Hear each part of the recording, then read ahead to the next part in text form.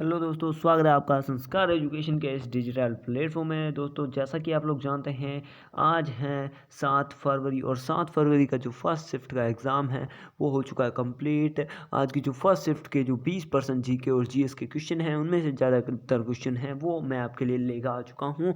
आज का जो वीडियो है वो होने वाला बहुत ही इंटरेस्टिंग, तो वीडियो को आपको एंड तक देखना है। और चैनल पर पहली बार है तो चैनल को कर दीजिए सब्सक्राइब और वीडियो को कर दीजिए लाइक। तो चलिए वीडियो करते हैं स्टार्ट बिना किसी देरी के। तो देखते हैं पहला क्वेश्चन कौन सा आया था। तो गाइस दोस्तों, तो पहला क्वेश्चन आया था कि पुलकेशिन द्वितीय ने नर्मदा नदी के किनारे किसके साथ युद्ध लड़ा था। यानी जो पुलकेशिन द्वितीय हैं उन्होंने नर्मदा नदी के किनारे युद्ध लड़ा था, तो वो युद्ध किसके विरुद्ध लड़ा था। तो चालुक्य राजा पुलकेशिन द्वितीय ने 1618 ईस्वी में नर्मदा नदी के तट पर हर्षवर्धन को हराया था। यानी जो हर्षवर्धन है, हर्षवर्धन से युद्ध लड़ा था और ये दक्षिण भारत के राजा था जिन्होंने हर्षवर्धन को हराया था, और ये दक्षिण भारत के एकमात्र राजा हैं जिन्होंने हर्षवर्धन को हराया था। और इस हार के बाद में हर्षवर्धन वापस से लौटकर उत्तर भारत की ओर आ गया था। उसके बाद में देखते हैं नेक्स्ट क्वेश्चन कौन है।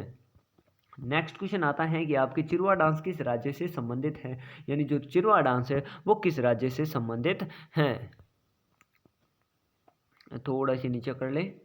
हाँ, जो चेरवा नृत्य है वो मिजोरम का एक पारंपरिक नृत्य है। जो चेरवा नृत्य है वो कहाँ का है, वो मिजोरम का एक पारंपरिक नृत्य है जिसमें 4 लोग बांस की छड़ों को 2 विपरीतांगों में जोड़े लिए रहते हैं। ये मिजोरम का सबसे प्रसिद्ध नृत्य में से एक है और उत्सवों के अवसरों के दौरान यह एक आकर्षण का केंद्र है। माना जाता है कि यह पहली शताब्दी ईसा पूर्व के रूप में शुरू हुआ था। ये कब शुरू हुआ था, तो पहली शताब्दी में। और कहाँ का है, ये मिजोरम का एक पारंपरिक नृत्य है। इसमें क्या होता है, तो देखो कि इसमें होता है कि आपके 1 2 3 4 ऐसे एक होते हैं और इनमें लोग ऐसे करके नाचते रहते हैं, ऐसे ऐसे इनमें नाचते रहते हैं और इन्हें लोग आगे पीछे करते रहते हैं इन छड़ों को। ये इस प्रकार का करका होता है, एक डांस होता है। अगर असम के नृत्य की बात करें तो असम में होता है बिहू होता है। सिक्किम की बात करें तो सिक्किम के नृत्य की बात करें, सिक्किम में होता है आपके रेंचुगमा होता है, घाटो टिक्को होता है, चू रिमू आदि होते हैं। अगर बात करें अरुणाचल प्रदेश की अगर डांस की बात करें तो वहाँ पर पोपियर होता है, बुइया होता है,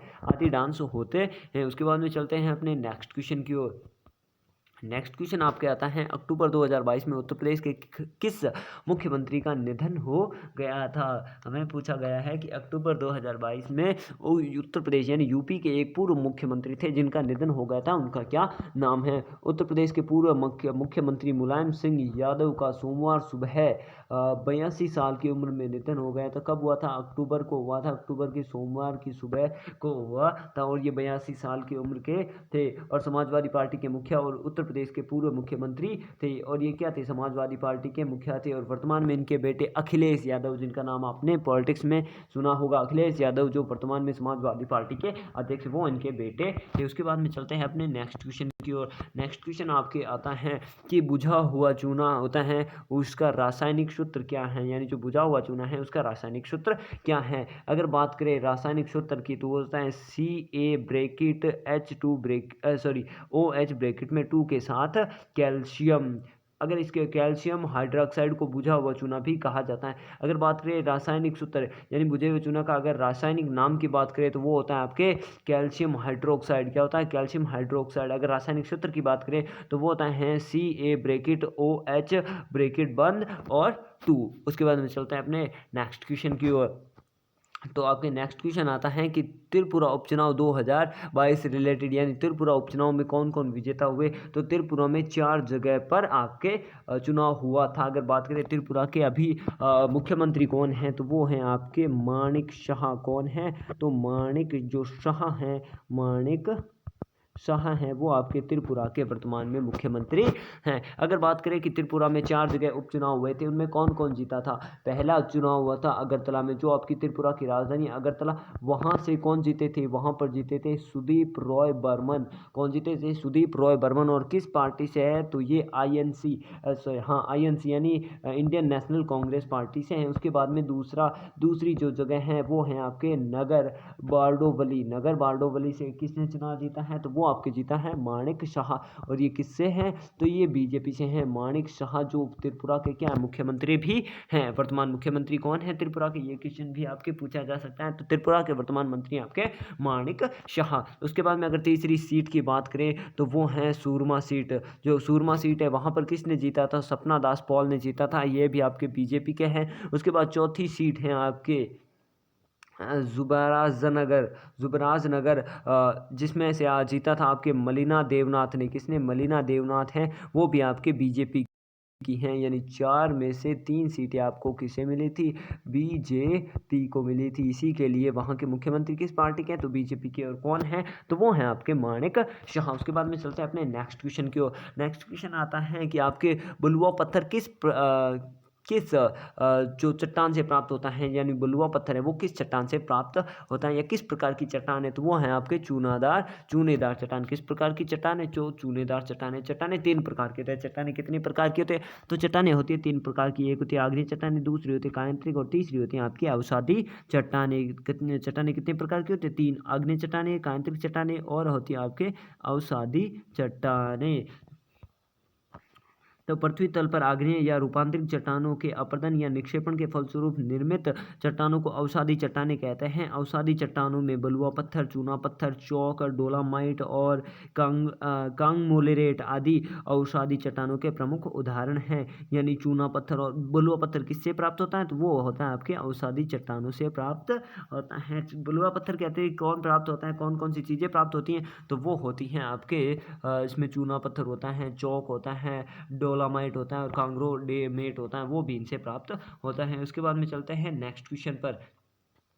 नेक्स्ट क्वेश्चन आता है कि जौहर ट्रॉफी या जौहर कप किस खेल से संबंधित हैं? यानी जो जौहर कप होता है वो किससे संबंधित है? जौहर कप का यानी जौहर कप है उसका वर्तमान में सुल्तान मलेशिया में आयोजित किया गया था। इसमें 21 पुरुषों की टीम का अंतर्राष्ट्रीय हॉकी टूर्नामेंट हुआ था और ये वर्तमान में कहाँ? सुल्तान मलेशिया में आयोजित हुआ था। और ये इसमें 21 टीमों ने भाग लिया था और ये हॉकी का टूर्नामेंट है। किसका टूर्नामेंट है?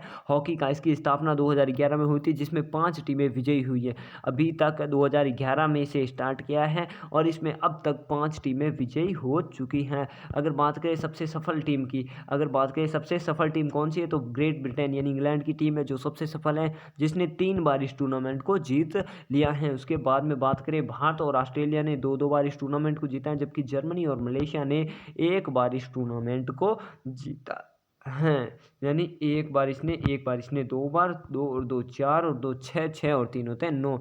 यानी अभी तक इस टूर्नामेंट में कितने संस्मरण हो चुके हैं? 9 हो चुके हैं, जिसमें से 3 किसने जीते? इंग्लैंड ने, 2 भारत ने, 2 ऑस्ट्रेलिया ने, 1 जर्मनी ने और 1 आपके मलेशिया ने जीता है।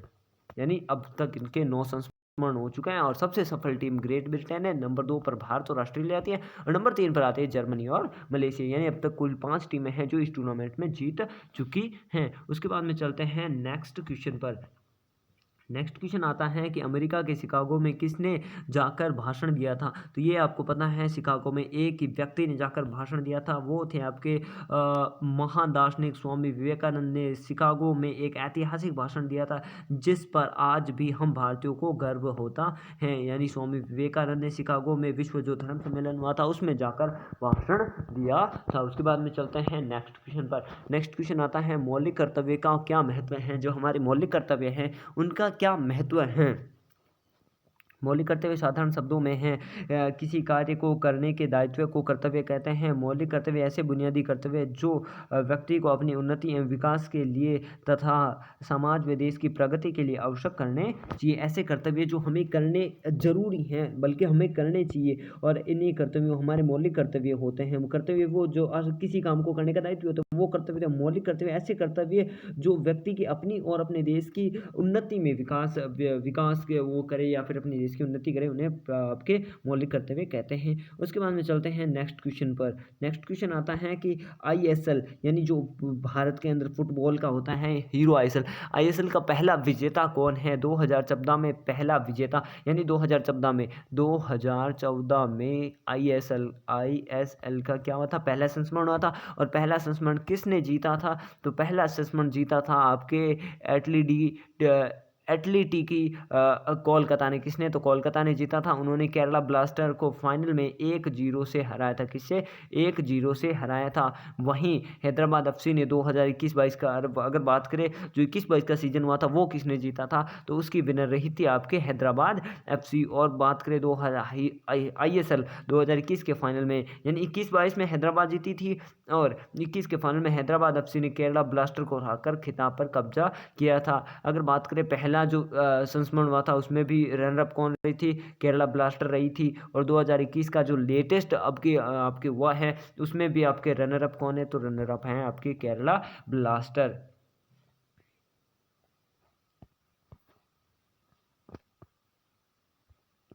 हाँ, इंडियन सुपर लीग जिसे जिसे जिसे हम लोग क्या आईएसएल है उसे क्या कहते हैं, जो हीरो इंडियन सुपर लीग के नाम से भी जाना जाता है। भारतीय वेबसाइट फुटबॉल लीग है। लीग में भारत में से 11 टीमें खेलती हैं। ये अगस्त से मई के बीच में खेली जाती हैं और फाइनल्स में श्रृंखला का विजेता घोषित किया जाता है। इसका गठन 2013 में भारत फुटबॉल को प्रोत्साहित करने व भारतीय फुटबॉल को अंतर्राष्ट्रीय स्तर पर लाने का काम किया गया है। इसमें जो आईएसएल है इसमें बहुत सारे प्लेयर्स खेलते हैं, इंडिया के भी बाहर के भी। इससे क्या होता है कि जो इंडिया का जो फुटबॉल टैलेंट है वो बाहर आए और जैसे हम बाहर के फुटबॉलर्स को जानते हैं वैसे हमारे देश के जो फुटबॉलर हैं उन्हें भी बाहर के लोग जाने और फुटबॉल को, भारतीय फुटबॉल को अंतर्राष्ट्रीय लेवल पर ले जाया जा सके। इतने ही क्वेश्चन है आज के लिए। आज की जो शिफ्ट है उसके हम 20 से ज़्यादा क्वेश्चन आपके सामने लेके आ चुका हूँ। अगर वीडियो आपको अच्छा लगा तो वीडियो को आप कर देंगे एक लाइक और चैनल को कर देंगे सब्सक्राइब और बेल को क्या कर देंगे, बेल को कर देंगे ऑल पर सेलेक्ट, ताकि आने वाला हर वीडियो का नोटिफिकेशन मिल सके आपको सबसे पहले। तो मिलते हैं नेक्स्ट वीडियो में, तब तक के लिए जय हिंद, जय भारत, वंदे मातरम।